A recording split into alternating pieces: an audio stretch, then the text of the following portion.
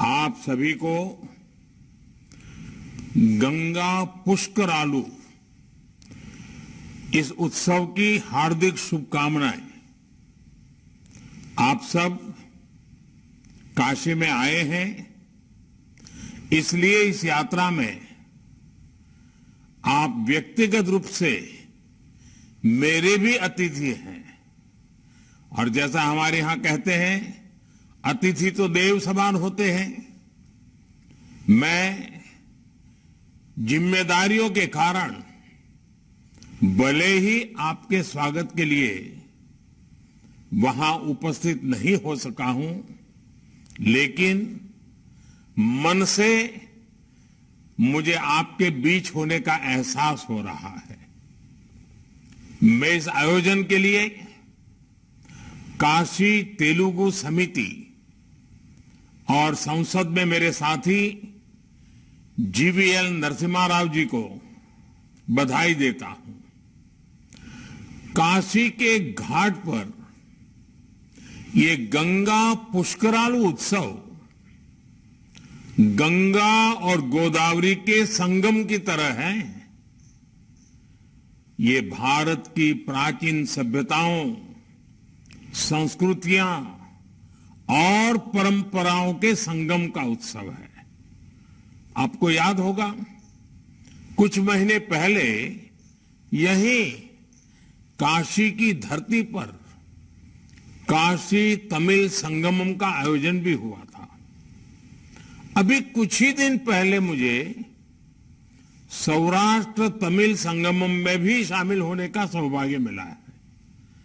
तब मैंने कहा था, आजादी का ये अमृत काल देश की विविधताओं का, विविध धाराओं का संगम काल है।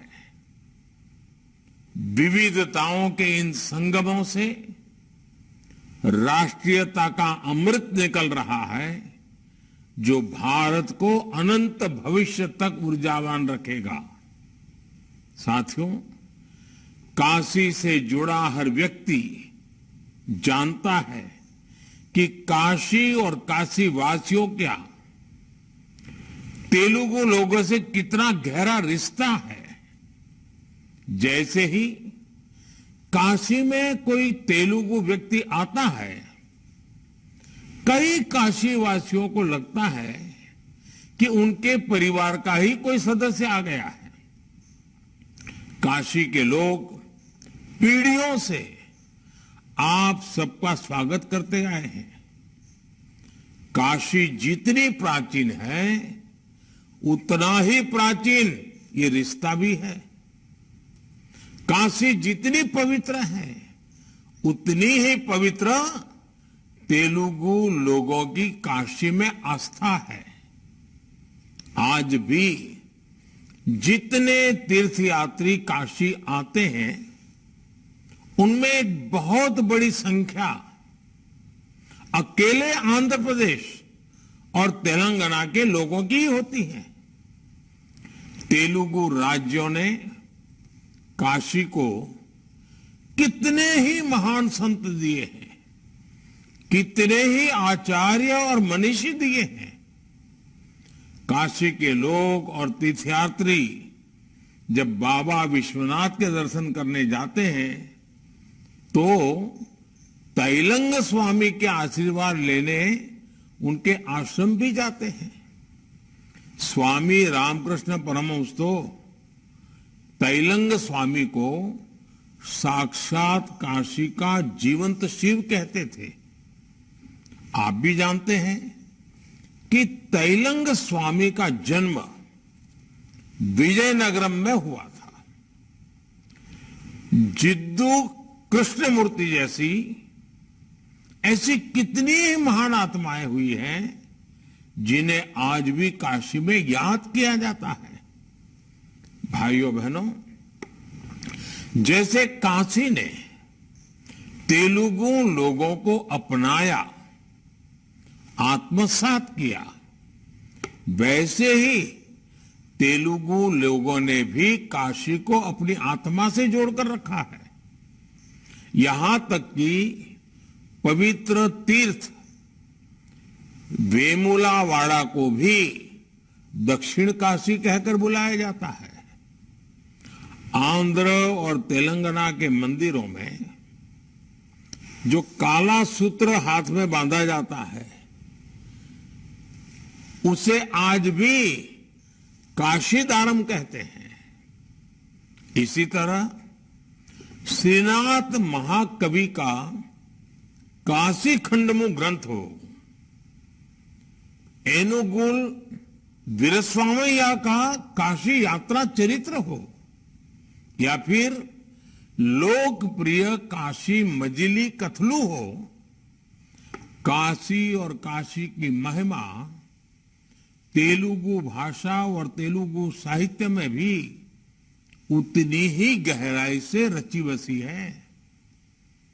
अगर कोई बाहरी व्यक्ति ये सब देखे तो उसके लिए विश्वास करना भी कठिन होगा कि कोई शहर इतना दूर होकर भी दिलों के इतने करीब कैसे हो सकता है।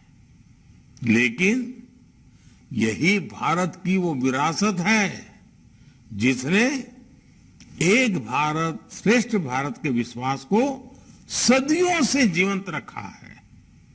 साथियों, काशी मुक्ति और मोक्ष की नगरी भी है। एक समय था जब तेलुगु लोग हजारों किलोमीटर चलकर काशी आते थे, अपनी यात्रा में तमाम परेशानी उठाते थे। आधुनिक समय में अब वो परिस्थितियां तेजी से बदल रही है। आज एक और विश्वनाथ धाम का दिव्य वैभव है, तो दूसरी ओर गंगा के घाटों की भव्यता भी है। आज एक और काशी की गलियां हैं, तो दूसरी ओर नई सड़कों और हाईवे का नेटवर्क भी है। आंध्र प्रदेश और तेलंगाना से जो लोग पहले काशी आ चुके हैं वो अब काशी में हो रहे इस बदलाव को महसूस कर रहे होंगे। एक समय था जब एयरपोर्ट से दशाश्वमेध घाट तक पहुंचने में घंटों लग जाया करते थे। आज नया हाईवे बनने से अब लोगों का बहुत समय बच रहा है। एक समय था जब काशी की सड़कें बिजली के तारों से भरी रहती थी। अब काशी में ज्यादातर जगहों पर बिजली के तार भी अंडरग्राउंड हो चुके हैं। आज काशी के अनेकों कुंड हो, मंदिरों तक आने जाने का रास्ता हो, काशी के सांस्कृतिक स्थल हो, सभी का कायाकल्प हो रहा है।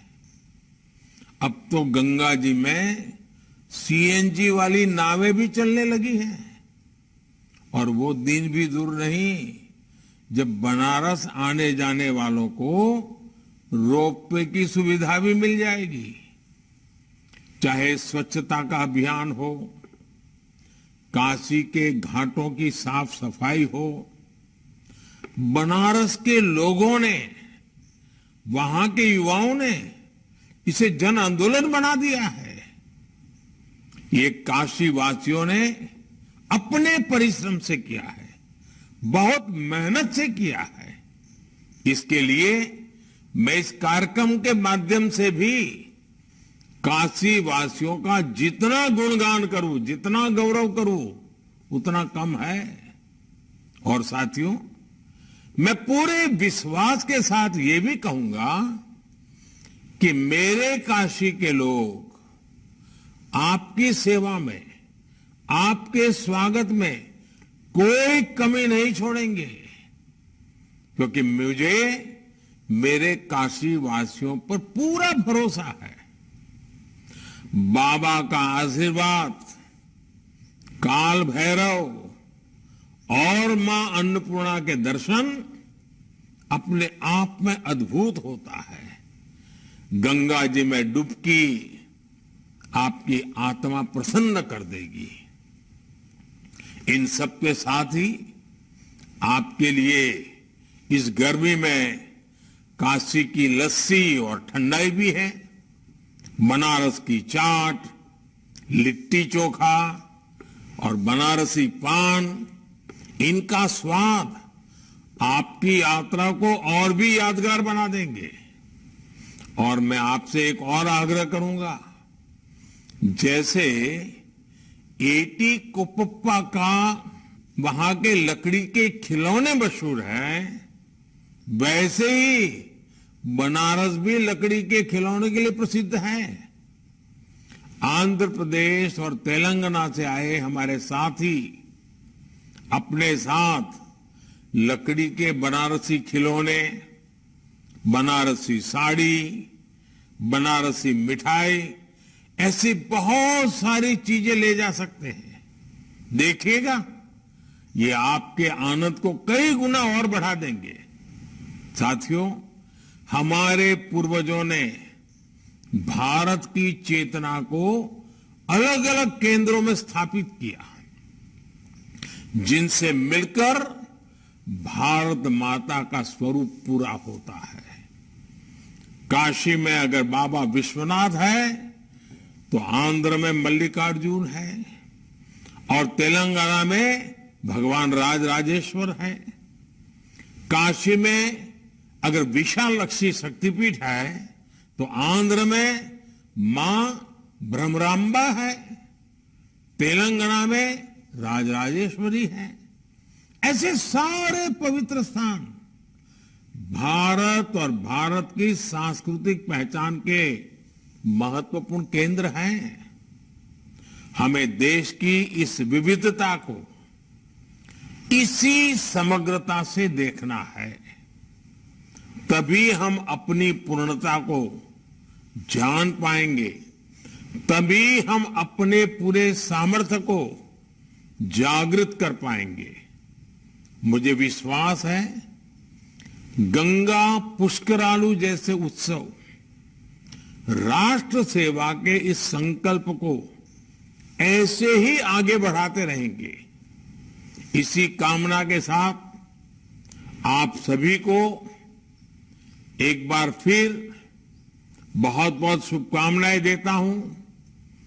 आपकी ये यात्रा फलदायी हो, सुविधापूर्ण हो और काशी की नई नई यादें लेकर के आपके मन मंदिर को दिव्यता से भर दें, यही प्रार्थना बाबा के चरणों में करता हूं।